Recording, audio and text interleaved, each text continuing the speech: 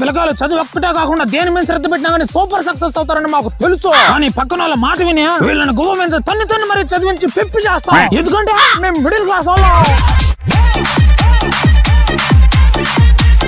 కూతురుకి పెళ్లి చేసేటప్పుడు మంచి మనసున్నోడికి తెలివిగలవాడికి పెళ్లి చేస్తే ఆనందంగా ఉంటుందని మాకు తెలుసు. అయినా గానీ బాగా ఆస్తులున్న ఒక సాడిస్ట్ నాయల్ని వెతికి మరి పెళ్లి చేసేస్తాం. ఎందుకంటే మేము మిడిల్ క్లాస్ వాళ్ళం.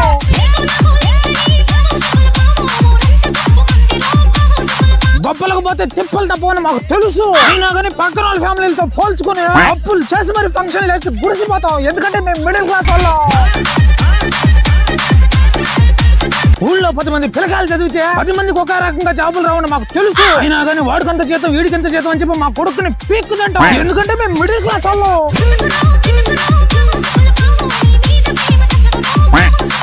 మా చుట్టాలే మమ్మల్ని సంకనాకి ఇస్తున్నారని మాకు తెలుసు. అయినా కానీ ప్రతిసారి వాళ్ళ చేతిలోనే మోసపోతుంటాం. ఎందుకంటే మేము మిడిల్ క్లాస్ వాళ్ళం.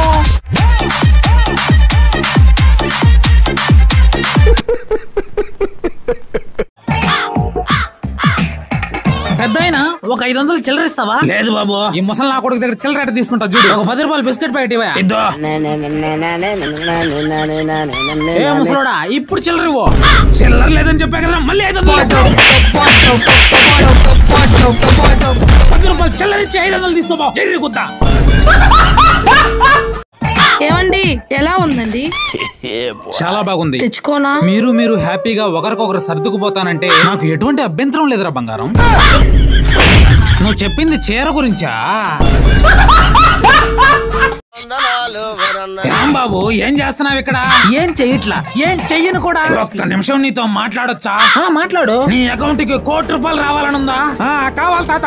నిన్ను ఆడుకున్న వాళ్ళ ముందే ఆడి కార్లో తిరగాలనుందా? తిరగాలనుంది తాత. నిన్ను వద్దనుకుని వెళ్లిపోయిన వాళ్లే నువ్వే కావాలి అని అనిపించుకోవాలనుందా? అవును తాత. నువ్వు కూడా ఇల్లు కట్టి నువ్వంటే పడని వాళ్ళని ఆ ఇంటి గృహప్రవేశానికి పిలవాలని అనుకుంటున్నావా? పిలవాలి. ఏం చేయాలో చెప్పండి తాత, చేస్తాను. ఇవన్నీ అవ్వాలంటే గుర్తు మూసుకొని ఏమన్నా పని చేసుకోరా బేవకూఫ్. ఈ మధ్య అందరూ కూడా విజయ్ మల్య గారి పోడ్కాస్ట్ చూసి 14,000 కోట్ల అప్పు తీర్చాడని చెప్పి గొప్పగా పొగడుతున్నారండి. తప్పు బ్రో, ఆయన 1 రూపాయి కూడా అప్పు తీర్చలేదు. తీర్చింది మనం. ఇలా బీర్లు తాగి మన అప్పు పక్కన పెట్టి ఆయన అప్పు తీర్చాం బ్రో. నా వల్ల కదా మెడబట్టేసింది. ఏమైంది మీ అమ్మకి? నిద్రలో మెడబట్టేసిందంటే ఇంకా మా అమ్మ ఇంట్లో ఏ పని చేయలేదు, అన్ని పనులు నువ్వే చేయాలి. ఉదయాన్నే స్టార్ట్ చేసేసినట్టున్నా. ఏమండి, మీరు నిన్ను తీర్చిన బంగార హారం డిజైన్ అంతగా బాగాలేదండి. ఇప్పుడు తగ్గిపోయినట్టుందే మెడ నొప్పి.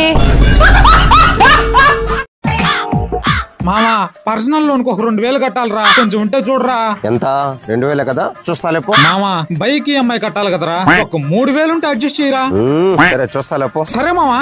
అరే, మొన్న మొబైల్ తీసుకున్నాం కదరా, దానికి 2,500 కట్టాలరా, కొంచెం ఉంటే చూడరా.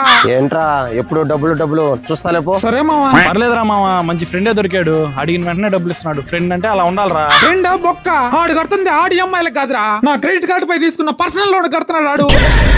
వాడు మంచోడని నమ్మి నా క్రెడిట్ కార్డు ఆడి చేతిలో పెట్టా. ఇప్పుడు ప్రతి EMIకి వాడి కాళ్ళు పట్టుకోవాల్సి వస్తుంది. అబ్బా, ఏమయ్యా ఇంకింటి కట్టరా మీరు?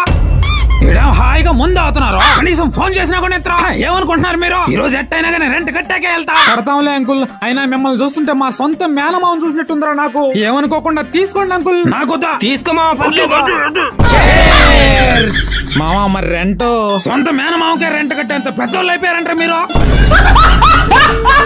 మామా, నువ్వు గ్రేట్ మామా. దేనికి మామా? నాతో తిరిగితే ఎప్పటికి డెవలప్ అవ్వలేమని తెలుసు కూడా 10 ఏళ్ళుగా నాతోనే తిరుగుతున్నావు అంటే నువ్వు గ్రేట్ మామా.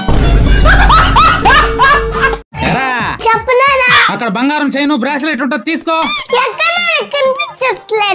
ఎందుకు కనిపిస్తుందిరా? దీని బాబు తీసిస్తే కదా కనిపించడానికి.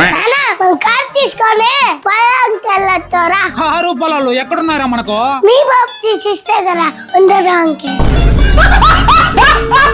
దేవుడా ఏమైంది నాయనా? కనికరించావా తండ్రి? చెప్పు నాయనా. ఏం వద్దు స్వామి, నా మనసేం బాగాలేదు, కాస్త ప్రశాంతంగా మీతో మాట్లాడదామని. పిచ్చివాడా, మనసు బాగలేనప్పుడు మాట్లాడుకోవడం కోసమే కదయ్యా పెళ్ళాన్ని సృష్టించింది. అయినా దేవుడు తర్వాత పెళ్ళాం కాదయ్యా, పెళ్ళాం తర్వాతే దేవుడు. వెళ్ళి మాట్లాడయ్యా, నేను చూసుకుంటాను. ఏమ్మా సిరి? ఏమైందండి? మనసు బాగలేదమ్మా, కాస్త నీతో మాట్లాడదామని. మాట్లాడదామండి, కూర్చోండి. మీతో మాట్లాడకపోతే ఇంకెవరితో మాట్లాడతానండి? అవును, మనసు బాగాలేకపోతే నాతో మాట్లాడాలంటున్నారు. మరి మనసు బాగుంటే ఇంకెవరితో మాట్లాడాలనుకుంటున్నారు? సుబ్బారావు, సుబ్బారావు చెప్పండి చెప్పండి.